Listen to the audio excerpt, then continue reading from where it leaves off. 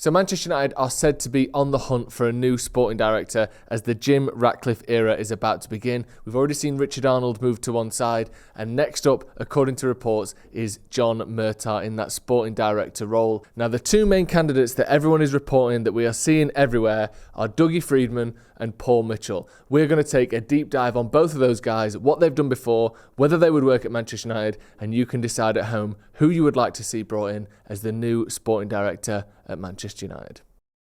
So first up then, let's start with the slightly lesser known Dougie Freedman. Now, this is a guy who played at the professional level and is reportedly the favourite of Sir Alex Ferguson, who has been drafted in to help make this transition to a new Manchester United slightly more seamless. Now, he played as a striker from 1994 to 2010, different teams, Barnet, Palace, Wolves, Forest, back to Palace, which is going to be a theme throughout his entire career. He also played for Leeds and Southend. He managed Palace for 3 years, and then he went to Bolton, then he went to Forest, and then he went back to Crystal Palace in the sporting director role in 2017. So since Freedman's arrival at Palace, they've consolidated themselves as a solid mid-table Premier League team, as we all know, never quite going up at that level into the top 10, never quite pushing for the European spots, but have sort of basically, they're a Premier League mainstay at this point, aren't they? You don't expect them to go down. You don't expect them to challenge at the top, which isn't necessarily the most exciting and outrageous CV. However, when you dive slightly deeper in,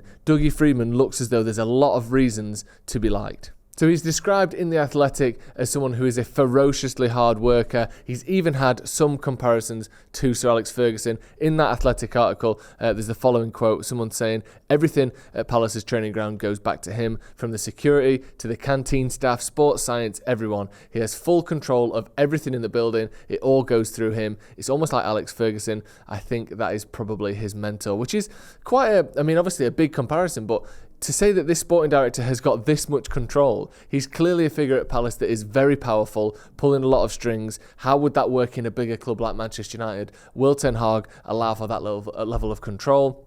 Will the people above him allow for that level of control? That's one question that we have over Dougie Freedman. Will he get to be the sort of big man on campus like he is at Crystal Palace if he came into Manchester United? So what has he actually done at Crystal Palace? That is the question. First of all, when he went in there, he almost doubled the size of the analysis department, went from 7 to 13 members. And I was reading about him, and some of the things that he takes on, apparently he's entirely, or some of his staff are entirely data-based. Some of them don't even watch football. He's got people who are from economics backgrounds. He's got someone who's got an astrophysics background. And like I said, some of them just read the data. They're not even watching matches. They're so obsessed with analysis and detail and data that he then goes from there. They break down these big sort of scouting and technical details and data, and then they turn that into a dozen or two targets for each position, which they'll then go out and scout, similar to a lot of other clubs. But I think the difference with Dougie Freedman, and the main thing I got from reading about him and all the things that you see online, is his attention to detail, and not just attention to detail when things are going well, but almost even more so when things aren't going well. There was a report about how when a transfer doesn't quite work out, or they didn't quite, get the right player, that they will go in and analyse exactly what they did and work out what flaws their system has to constantly try to improve it, to constantly try and make sure that every time they buy a player or they, scout someone, the odds of that going wrong are minimised every single time. And I think that attention to detail seems to be something, it's either been lacked at United or it hasn't worked. United, time after time after time, have had too many failures on the books in terms of transfers. He's also someone that, as well as being data obsessed, is big on psychology and body language and how a player presents themselves. He reports he doesn't like to go after big time Charlies, which is a bit of an old fashioned phrase, I think, these days. But it clearly shows that he knows what Crystal Palace need. And again, this could maybe be another question mark. Yes, it makes sense at Crystal Palace to bring in certain types of players, but you might need a different type of player at Man United. If you want to be challenging for the biggest trophies, you want to bring in that work rate and that sort of mentality of winning trophies, maybe you need the odd big-time Charlie. Cristiano Ronaldo, I think everyone would agree, he had that sort of big-time Charlie element to him, but no one would say United shouldn't have brought him in back in 2003. That was obviously a good signing, and sometimes that mentality drags other people upwards as well. So whether he can adapt to a much bigger club with different standards at Man United would be a big question. So let's move on then to who he's actually brought in at Crystal Palace, because it's all well and good saying, oh, he looks at data, he looks at spreadsheets, he's got his economics mate, scanning every player in world football for traits and this, that and the other. But what is the actual successes? What are the actual failures? So some of his players that he's brought in, you're looking at Mark Guehi, who's been obviously a fantastic signing and looking even linked with Manchester United recently. Joachim Andersen for 17 million, Michael Olise for 8 million, Czech Doucouré for 18 million, and people like Eze as well for 19 million, all of which would be worth double or triple or maybe even more the price that they were paid for if they were to sell them now. Now, he hasn't been all perfect. So Alexander Sørloth, a Norwegian striker who a lot of people may know, plays in the Spanish league, I believe now. He was signed for 9 million in 2019, never really broke through. There's also certain other players, some of their strikers, Mateta and Edouard as well, who they brought in, haven't really kind of been consistent in front of goal. So it's not all hits, but when you're working in that sort of 10 to sort of 20 million pound range, and Crystal Palace have got one of the lowest budgets of any of those like established Premier League sides, it's not all going to be hits. So I think you've got to give them a little bit of slack there of you can't just buy people for 10 million quid and get it right every time. These are risks, these are challenges. And I think the fact that they've got a good record and Crystal Palace have been the consistent team they have over the last, almost decade now, is a good sign that he knows what he's doing. Now let's move on to Paul Mitchell. Slightly bigger name in the world of technical directors, sporting directors. He's been around the block a little bit more, which could be a good thing, but we'll get to why that might not be such a good thing as well. He also started off as a professional footballer, getting promotion with Wigan in 2003. So he didn't play at that top level, but obviously if you play in the Football League, you're a very good player. He retired at 27 and went to MK Dons.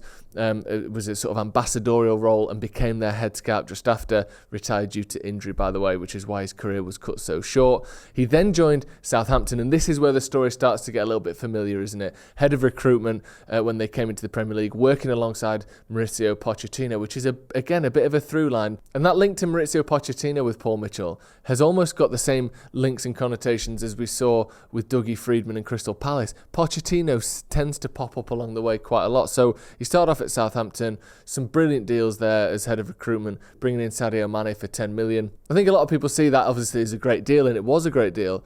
But surprisingly, he'd got 77 goal contributions in 87 games in Germany. So it's surprising that he went under the radar. And obviously Paul Mitchell signed him, scouted him, brought him in and sold him for a big profit to Liverpool, of course, where he went on to win pretty much everything you can win.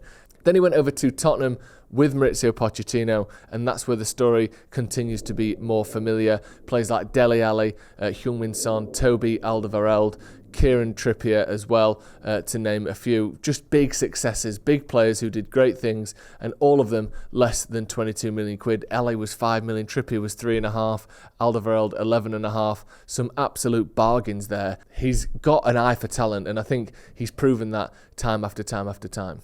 He then went to RB Leipzig, signing players like Christopher Nkunku, who's last season's Bundesliga top scorer. I think that record's already been broken by Harry Kane. But he also managed 70 goals in his time at RB Leipzig, has of course now since gone to Chelsea. He's a bit of a journeyman. So that's another question about Paul Mitchell, because the CV is fantastic. One of the questions would be, why doesn't he stay anywhere for very long? And maybe you could say that Tottenham and Southampton to Tottenham transition with Poch is almost one phase of his career, working alongside Pochettino. You wouldn't question his loyalty necessarily the way he moved clubs. But since then, we've seen him at Leipzig. We've seen him move to Monaco as well. Would that be a question? He's never stayed at a single club for more than 3 years. And there was the rumours when he left Monaco, or he said after he left Monaco, that he wanted to be a bit more stable and he wanted to be with his family, and it was a very difficult decision. Now, what I didn't mention before is he's from Staley Bridge. So he can be with his family, he can be in the Greater Manchester area, and he can still work at Manchester United. Maybe that would, help alleviate this issue he seems to have with staying at clubs long term. If we want United to be turned around and brought back to the top, it might take more than 3 years. And if that's all he's got in him, that could be a limiting factor there. However, like I said before, people always seem to find a home base. Pep had never stayed anywhere more than 3 years until he got to City. I don't know how long Klopp was at Dortmund for, but he's been at Liverpool for 7 years now. These things can change. So I do think that if the fit is right and Paul Mitchell is the man that Jim Ratcliffe decides to bring in, the CV, the recruitment, the track record is absolutely fantastic, and he can live with his family near where he grew up and still work for Manchester United, no problems whatsoever. So I don't think that will be a factor. So both of these guys have got their pros and cons. You've got Paul Mitchell, who is slightly more well known. He's been around Europe. He's got that track record. And you've got Dougie Freedman, maybe slightly more under the radar with this data-focused approach where he's got astrophysicists. He's got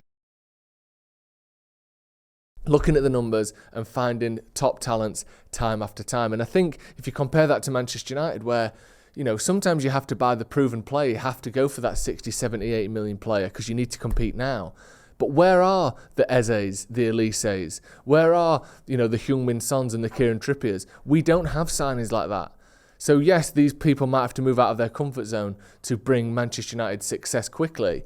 But having this undercurrent of these bargains, the Nkunkus, the Dele Allis, these people who can win you trophies and get big games and big goals, we need that as well. So whoever we go for, get your thoughts in the comments. Do you want Paul Mitchell? Do you like the sound of Dougie Freedman? Do you think Sir Alex will sway Jim Ratcliffe towards Dougie Freedman, or will it be Paul Mitchell and Jean-Claude Blanc coming into Manchester United and tearing things up? Let me know your thoughts in the comments. This has been an analysis of Dougie Freedman and Paul Mitchell.